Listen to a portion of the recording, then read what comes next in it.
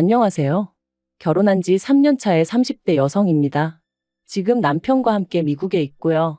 그런데 저희가 미국에 있는지 아는 사람은 아무도 없어요. 메신저가 있으니 아예 연락이 다 끊어진 건 아니지만요. 아무튼 이런 상황인데 엊그제 아주버님하고 형님이 쌍으로 연락을 해왔습니다. 어머님이 병원에 입원하셨는데 그래도 자식돌이는 해야 하지 않겠냐며 말이죠. 그리고 그 연락을 받고 나니까 자식돌이가 도대체 뭘까 하고 생각하게 되대요.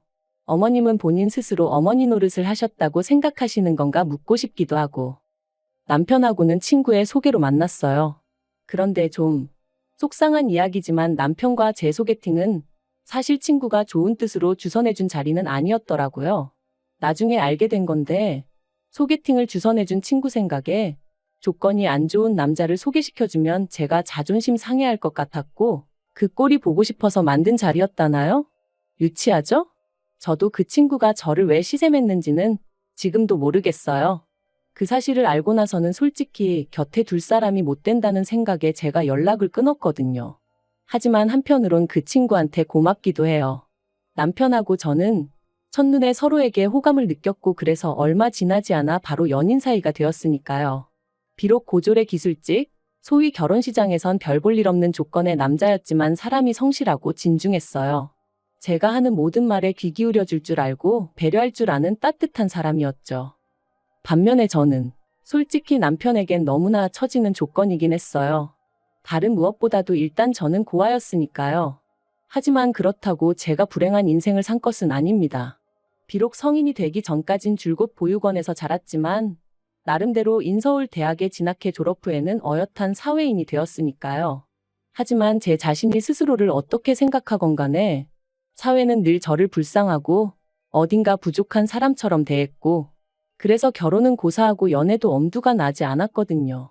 그런데 얼떨결에 하게 된 소개팅에서 남편을 만났고 연애 2년 만에 프로포즈까지 받았으니 이게 꿈인가 생시인가 싶었다니까요. 남편이 저한테 그러더라고요. 자기가 알기로 모아놓은 돈이 1억 정도 있으니 그 돈으로 어디 전세라도 구하면 될 것 같다고요. 저 또한 악착같이 모아놓은 6천만 원 정도가 있었는데 그걸로 혼수도 하고 경차라도 한 대 사면 구색은 갖추고 살 수 있지 않겠나 싶었고요. 그리고 그 이야기만 나누었는데도 벌써 제 앞날에 꽃밭이 놓여진 기분이었어요. 나도 드디어 남들처럼 살 수 있겠구나 하는 생각도 들었고 하지만 프로포즈 받고 2주 만에 시댁에 정식으로 인사를 드리러 간 날 어딘가 조금씩 금이 가기 시작했습니다.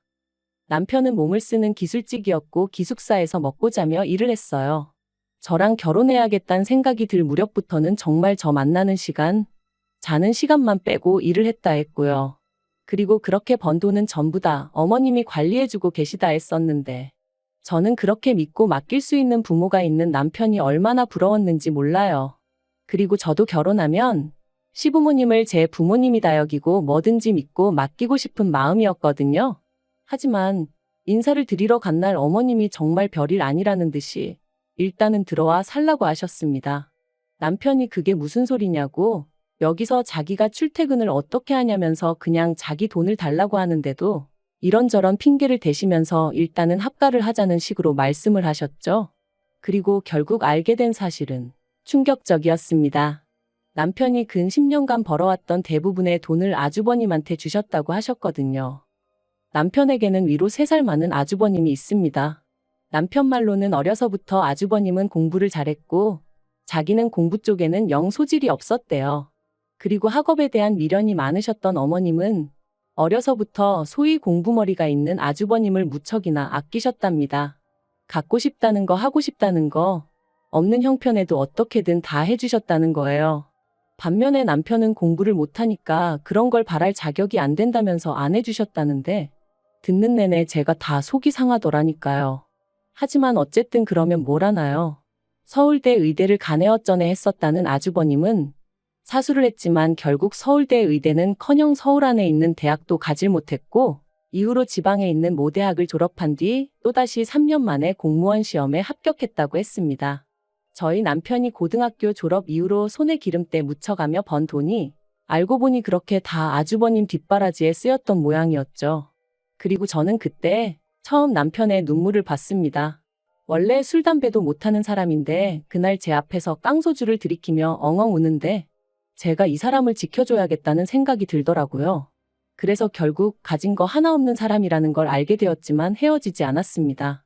오히려 더 보란듯이 결혼해서 같이 잘 살아봐야겠다고 생각했지요. 한편 결혼식이 다가오자 어머님이 예단 이야기를 꺼내셨습니다. 아무리 본거 없이 자랐다고 하지만 그런 것도 모를 수가 있냐면서 대놓고 무시하시기에 받는 게 하나도 없으니 예단도 못 드린다 했어요. 그랬더니 어머님이 그러면 당신은 물론이고 시댁 식구 아무도 결혼식에 못 가게 하겠다대요. 이때 이런 부모라면 차라리 부모 없는 내가 나을지도 모르겠다는 생각이 들더군요. 하지만 그것과는 별개로 비록 제가 말은 세게 했어도 저러다 진짜 아무도 안 오면 어떡하나 싶은 거예요. 가뜩이나 저도 하객이 얼마 없어 초라할 게 분명한데 남편까지 초라해질까봐 그것도 걱정이 되었고요. 그래서 결국 불량배한테 돈 빼앗기듯 예단 대신 현금 300만 원 드렸습니다. 그런데 어머님, 이걸로 가방 하나 못 산다며 어찌나 신경질을 내시던지 그때 어머님의 표정이 지금도 눈에 서네요. 그리고 정작 결혼식에 오실 땐 사이즈도 안 맞는 이모님 한복을 빌려 입고 오셔서는 저희 한번 안아주지도 않으시대요. 제가 있던 보육원 원장님과 저를 챙겨주시던 교수님이 아니셨다면 제 결혼식은 저에게 그저 눈물로만 남았을 뻔했어요. 그렇게 신혼생활을 시작하고 얼마 지나지 않았을 때였습니다. 어머님이 남편 돈을 다 써버린 걸 알게 된 이후로 당연히 남편은 더 이상 어머님께 돈을 맡기지 않았고 그렇게 경제권은 제 손에 넘어왔지요. 그런데 이를 이유로 어머님이 말 그대로 행패를 부리기 시작하셨어요. 연락도 없이 툭하면 저희 집에 찾아와 현관문을 발로 차셨고 이웃에게 미안해 문이라도 열어드리면 집안 내 작은 집기들을 집어던지며 돈 내놓으라 말 그대로 깽판을 치셨거든요.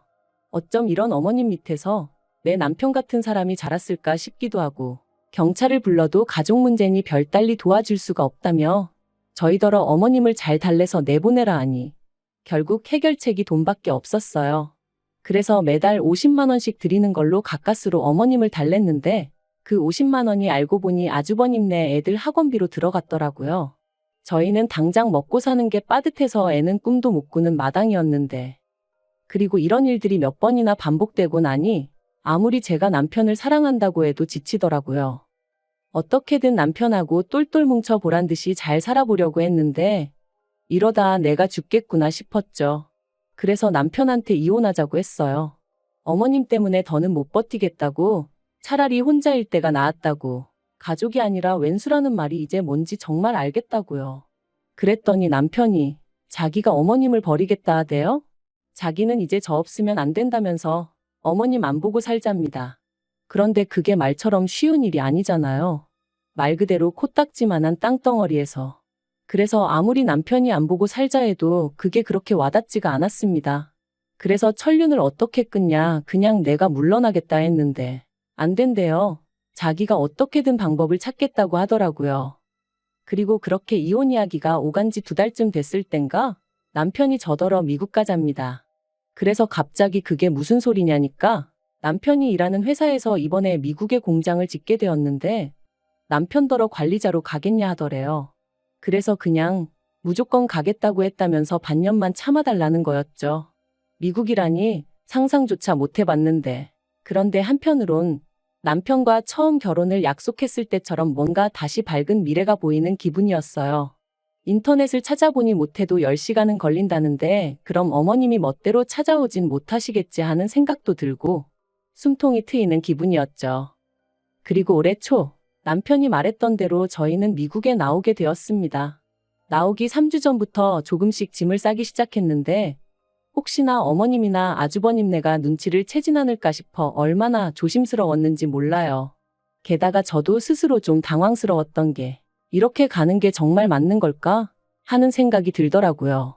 지금이야 남편이 저 없으면 안 된다고 하지만 훗날 저 때문에 어머님하고 연 끊었다 저 때문에 형하고도 틀어졌다. 그렇게 저를 원망하게 되면 어쩌나 하는 걱정이 되었거든요. 그래서 몇 번이나 남편에게 정말 괜찮겠냐 후회 없냐 물었고 그때마다 남편은 내가 내린 결정이다. 후회하지 않는다 당신 탓하지 않을 거라며 저를 안심시키려 들었지만 그럼에도 불구하고 어째서인지 하루가 다르게 걱정이 커져만 갔어요. 그런데 정말 어머님께 감사하다고 해야 할까요? 마지막 남은 전까지 끊어내게 해주셨거든요. 출국을 일주일 남기고 저희 나름대로 이별식이다 생각하며 어머님과 식사 자리를 갖게 되었습니다. 저희 계획대로라면 정말 마지막이 될 자리였으니 말 한마디라도 좋게 주고받을 수 있으면 살아가는데 위로가 되지 않을까 싶기도 했고요. 그런데 그렇게 모인 자리에서 어머님이 대뜸 너네 전세 계약은 언제 끝나냐 하시더니 그게 보증금이 얼마냐고 물으시더라고요. 여담이지만 어머님은 저희 부부가 돈도 얼마 못 번다는 걸 뻔히 아시면서도 그렇게 만날 때마다 돈. 아무튼 그래서 그건 왜 궁금해하시냐니까 아주머님네가 이사를 가야 한답니다. 시조카들이 통학하는데 신호등도 있고 그래서 위험하다며 학교를 품고 있는 아파트 단지로 이사를 가야 되는데 돈이 한 5천 정도 부족하다고. 그러니까 일단 저희더러 집을 작은 데로 옮기든 시댁으로 들어와 살든 하고 저희 가진 돈은 아주버님네한테 좀 빌려주라나요? 정말이지 한숨이 절로 나왔죠. 그래서 그렇게 못해드린다 하고 딱 자르니 어머님이 내가 너한테 물었냐 내 아들한테 물었지 하시는데 남편이 자리를 박차고 일어나더라고요. 그리고는 아무리 눈에 뵈는 게 큰아들밖에 없다지만 사람이 경우가 있고 염치가 있어야 하는 거 아니냐면서 작작 좀 하시라고 소리를 지르는 거예요. 정말 깜짝 놀랐어요. 결국 그렇게 저희 부부가 먼저 일어섰고 그게 마지막이었습니다. 이후로 일주일 동안 어머님은 물론이고 시댁에 관해서는 서로 일체 언급조차 안 했네요. 그리고 마침내 출국 당일 공항에 도착해서야 어머님한테 전화를 드렸습니다. 그런데 어머님은 전화를 받으시자마자 싸가지 없는 자식들이 이제서야 전화를 했다며 욕을 퍼부으셨고 일말의 희망마저 거둬들인 저희, 아니 남편은 전화에다 대고는 저희 한국 든다고 그러니 이제 저희 죽었다 생각하시라고 악을 썼어요. 그리고는 어머님이 뭐라고 대꾸도 하기 전에 전화를 딱 끊어버리더군요. 미국에 도착하고 이후로 두세 달은 정말로 정신이 하나도 없었어요. 남편이나 저나 영어는 아주 기본적인 의사소통밖에 못하는 사람들이었고 그렇다 보니 여러 가지로 신경 쓸 일이 한두 개가 아니었죠. 그런데 아이러니하게도 그 어느 때보다 즐거웠어요. 마치 처음처럼 저희가 원하는 것, 서로가 바라는 것에만 집중할 수 있었거든요. 싫은 소리가 오갈 일도 없었고요. 그래서 저희 두 사람 사이는 전에 없이 더 가까워지고 돈독해져 갔습니다. 그리고 벌써 미국에 온 지 10개월이 다 되어 가는데 아주버님한테 연락이 왔어요. 어머님이 쓰러지셨답니다. 원래도 당뇨에 고혈압이 있으셨고 그래서 제가 한국에 있을 때는 병원도 모시고 다니고 드시는 음식도 챙겨드리고 했었는데 제가 나오고 나서는 아무도 신경 쓰지 않았던 건지 아무튼 그래서 입원을 하셨다면서. 그런데 아주버님 말이 자기는 출근해야 되고 형님은 애들 봐야 하니 어머님 병간호 할 사람이 없대요. 그러니까 저희더러 어디에 있는지는 몰라도 일단은 한국에 와야 하지 않겠냐면서 이러다 어머님 잘못되시면 후회할 거라고 자식 도리는 해야 하지 않겠냐는 거였죠. 그리고 옆에서 가만히 듣고 있던 남편이 형이 간병인 불러드리면 되겠네 했습니다. 그랬더니 아주버님이야 우리가 돈이 어딨냐 하는데 남편이 욕 나오게 하지 말라고 어머니가 내 돈 다 형한테 갖다 바친 거 모를 줄 아냐고 형이야말로 사람이 돼서는 할 도리는 좀 하고 살아라 그러더군요. 그런데 아주버님도 가관이었어요. 난 네 돈인지 모르고 썼어. 내가 달라고 한 거 아냐. 듣는데 정말이지 어이가 없더라고요. 100번 양보해 저희 남편 돈이지 몰랐다고 치면 정말 어머님이 자기한테만 잘해주는 걸로 알고 받았다는 건데 그럼 이럴 때일수록 본인이야말로 더더욱 자식돌이 해야 하는 거 아닌가 싶었으니까요. 그리고 최소한 저희 남편한테 어찌됐든 미안하다 한마디는 하는 게 정상 아닌가요? 그래서 제가 남편더러 그만 얘기하라 했어요. 시간 낭비라고 인간 같지도 않다고요. 그리고 그렇게 전화를 끊고 저희는 둘 다 한참을 말없이 있었습니다. 남편은 씩씩대며 화를 참지 못했고 그런 남편을 보는 제 마음도 편치만은 않았으니까요. 무슨 말을 해야 할지 위로를 해줘야 하는 건지 같이 화를 내야 하는 건지 그조차 가늠이 되질 않았네요. 하지만 결론부터 얘기하자면 어머님을 뵈러 가지는 않기로 했어요. 아무리 부모 자식 간이라고 해도 서로 간의 믿음이라던가 추억이라던가 그런 게 있어야 하는데 남편이 말하길 자기가 아무리 생각을 해봐도 그런 게 없답니다. 그러니 자기도 더는 뭘 해드리고 싶은 생각이 눈꼽만큼도 안 들고 솔직히 말해서 어머님이 병원에 계시다는 이야기를 들었어도 별로 걱정이 되질 않는다대요. 오히려 그 일로 아주버님이 저러고 나오는 게 꼴보기 싫을 뿐이라면서. 그리고 저는 이런 이야기를 듣는 동안 그래도 제가 명색이 며느리인데 모자간의 관계 회복을 위해서라도 나서는 게 맞지 않나 하는 생각도 하긴 했습니다만 결국엔 안 하기로 마음먹었어요. 나선다고 누구 하나 좋은 소리 해줄 것 같지도 않고 설령 해준다고 해도 그거 듣자고 제가 또 스트레스를 받을 걸 생각하니 엄두가 나지 않았거든요. 물론 남편이 저랑 한마음 한뜻이기에 이런 결정도 내릴 수 있었던 거지만요. 아무튼 지금은 남편하고 알콩달콩 오순도순 잘 지내고 있고 그래서 살맛납니다. 그리고 저에게 딱 한 가지 소원이 있다면 앞으로도 지난 2년, 지난 세월은 있고 지금처럼만 행복하게 지낼 수 있으면 좋겠다는 것뿐이에요.